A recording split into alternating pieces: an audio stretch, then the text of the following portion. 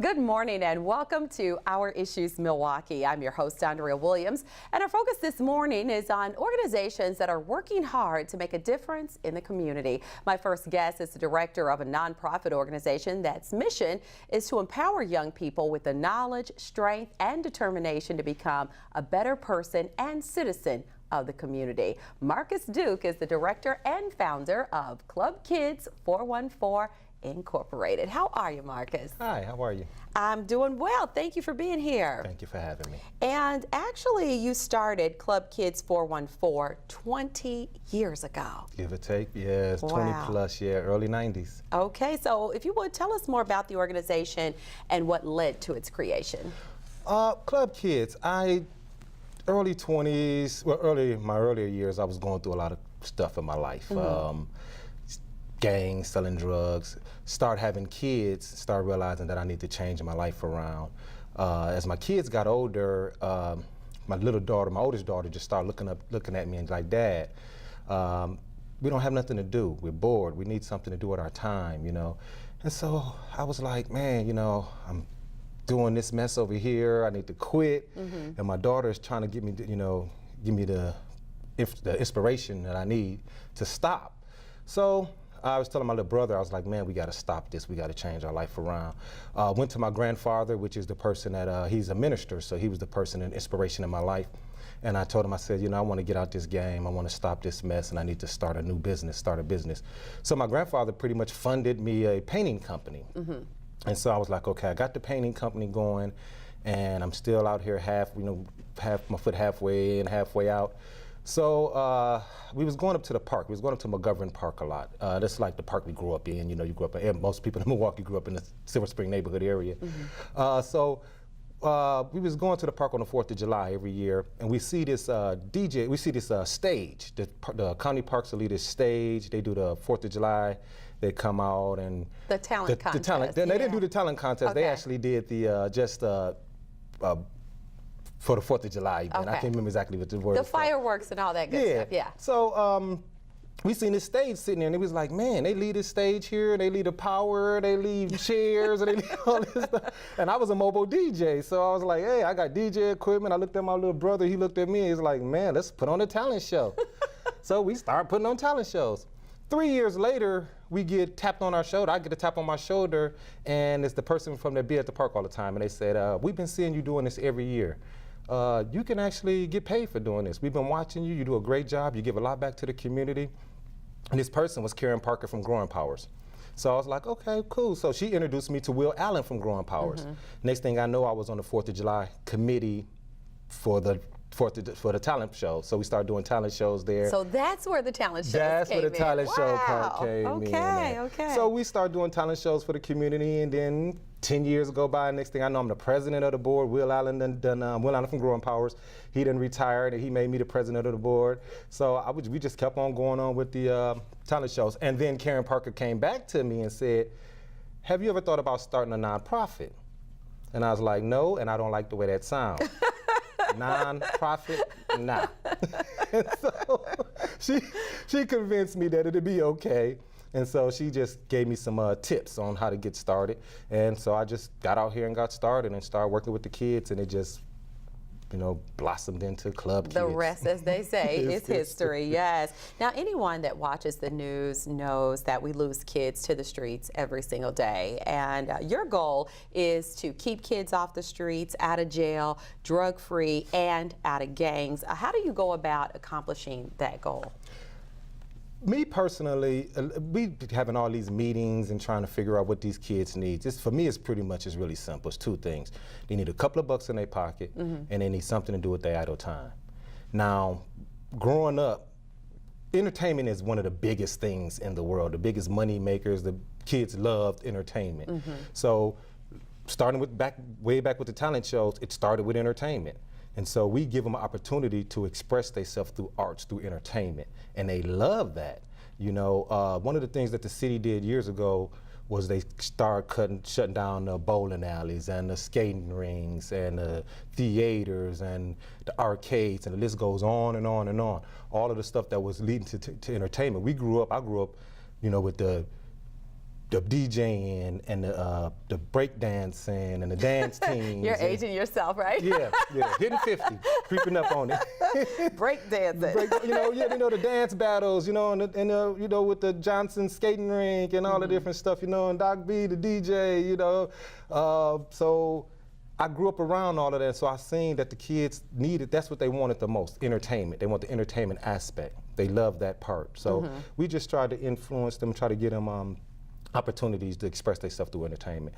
Got a lot of kids that came through our organization, a lot of kids that came through our events, that performed at this, performed on our stages. Just one person I like to mention, Jacob Lattimore. He was a young 9-year-old coming. We did a event at Montgomery Park, and he performed at 9 years old in front of about 5,000 people. And look at him now.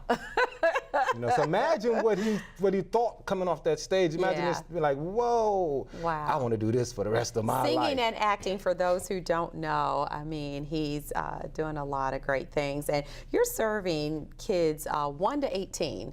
So a huge range for a lot of kids, and you've done a lot of activities and functions with those kids over the years, professional sporting events, dances, picnics, festivals, the list goes on. But your biggest goal at this moment is to actually open your very own center to host events and after-school programs. So tell us more about this and how you hope to go about making it happen. Well, that's one of the things we learned over the years, that you do need a facility.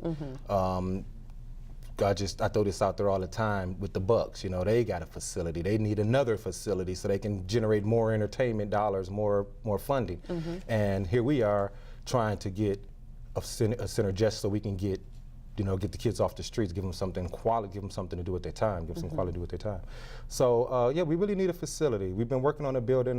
We got a building in mind. Need a lot of work, plumbing, electrical, heating. Need a lot of stuff done. So we've been reaching out to the community, trying to get them to help us out, trying to get some sponsors to come in, get some of the work done. So if there's somebody out there who is electrical engineer or a plumber, whatever, they can donate their services to help you in doing that. But most importantly, people can make monetary donations as well, right? How do they go about doing that? Our website is clubkids414.org. You can definitely go there. Facebook, hashtag clubkids414. That's all of our social media, hashtag clubkids414. Okay. You can find us anywhere on there, and then there's donation links on all of our sites. Okay, and the phone number to call is 414-380-3853. And where's this center located? We're actually looking at the building. Is the old Amistad on 24th and North Avenue. It used to be a teen club probably 15 years ago, 15 years ago. And it's been sitting vacant for that long. Wow. So yeah, so it needs some work. Need a lot of work, but it's the perfect location, perfect size, parking, central, so for a lot of people in the city can get to it on the bus line. So there's a lot of good things that's with us with the center. Yeah, well, hopefully we're talking it into existence. How much money do you actually need to raise in order to make it a reality? On the low end, about $100,000. Okay, there's got to be some corporations out there who are willing to come on, guys. Yeah, to help. So we encourage them to give that some thought and help you out with that. You've been recognized nationally for your hard work in the community, specifically with gangs. And it's funny you mentioned Jacob Lattimore, and now he's on the BET red carpet hosting here and there. And Black Entertainment Television actually reached out to you and recognized you with their Shine a Light Award for the work that you're doing right here in Milwaukee. You were introduced by Fantasia, and you're standing on stage in front of hundreds of celebrities. You got to tell us what that was like. Pretty much drawing a blank. It was like I woke up one morning and I was on the plane, then I woke up again and I was on my way back home. Okay, the rest is a blur. But it was awesome. I mean, really, it was awesome. Just the opportunity. People ask me all the time, how did you get recognized? How did you get nominated? How did they find you in Milwaukee? Yeah. And the question I tell them is, I have no clue, because I really don't. And I tell them it must have been God. It couldn't be nobody but God. I joke all the time. I say they probably scribbled my name off the list. And then came back and my name was there again, and they balled the paper up and tossed it in the garbage and came back, the paper was there again. Like, what's going on? It's really, in other words, it's well deserved. So I'm wondering, when you look back and you really marinate on the fact that people who are not even in this community are recognizing what you're doing, what goes through your mind? Well, after being doing this for 20 plus years, you run across a lot of people and you learn a lot. And I learned that, I just try to say it like this, I was in a lot of circles earlier, trying to get my word out, trying to get the word out, trying to get some help, trying to get the support I needed. And then after 20 plus years, or going through that, the people that I was basically trying to get stuff done with were disappearing, wasn't available anymore to me. So I had to start over again and start over again and start over again. So I learned as I got, after so many years in this, I learned to stop doing that and to just do me. Okay. Stop worrying about trying to get this person to help, that person to help, and stop trying to do it everybody's way and just do it my way. All right, Frank Sinatra. Pretty much. I sing it every now and then. And finally, I just want to say that first, you're a great example to the kids, them being able to see you on BET and get recognized in front of all their favorite stars really is an example to them that when you do good, good comes back to you. So that's always a plus when you can be an example to those kids that see you on a daily basis. But with you being with kids every day, in your opinion, what are some of the concerns that they have when it comes to all the things that are happening in the world today? Because some of the stuff they're faced with, we didn't have to worry about that growing up. You know, that was kind of like foreign to think about social media and how people are perceiving you and, you know, trying to create an image on computers and all the stuff, just the drugs and everything is just right there in their face. And that stuff didn't just start. You know, I actually had to live through them things, and I lived through the suffering, the pain, the sugar sandwiches, you know, the government cheese and all of that, you know, growing up poor. So I understand exactly where these kids are coming from, and they actually just poorer. You know, and it's more drugs, it's more access to everything. But we had all of that when we was growing up. We had access to all of that. I just can't imagine what some of these kids are seeing and doing and witnessing, you know, and going through, suffering through. One of the things I know, we had the uproar, we had the unrest in the city. You know, everybody familiar with that. One of the things that I don't like about the whole unrest, because they keep saying it's the Sherman Park unrest. I say it's the Milwaukee unrest. That was Milwaukee. That wasn't just Sherman Park. I tell them all the time, one of the places that got burnt up was on 22nd and Fond du Lac. We're on 20, it's right in our lot. You know, we're not in Sherman Park. It's right there, it's right in our backyard. So, you know, we have to do something about all this crime.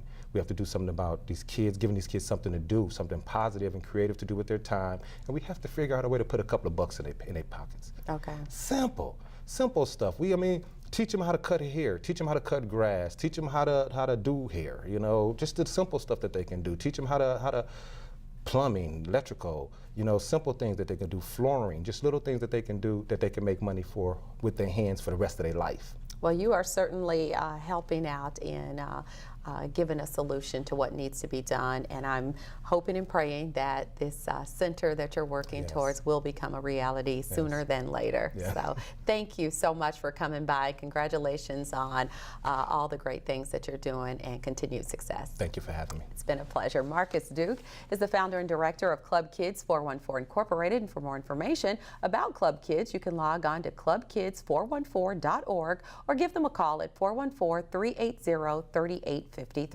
When we return to Our Issues Milwaukee, we'll find out more about a conflict resolution effort that's been launched in more than 30 cities across the country, including here in Milwaukee. The goal is to reclaim neighborhoods in our city, and we'll discuss that and more right after this.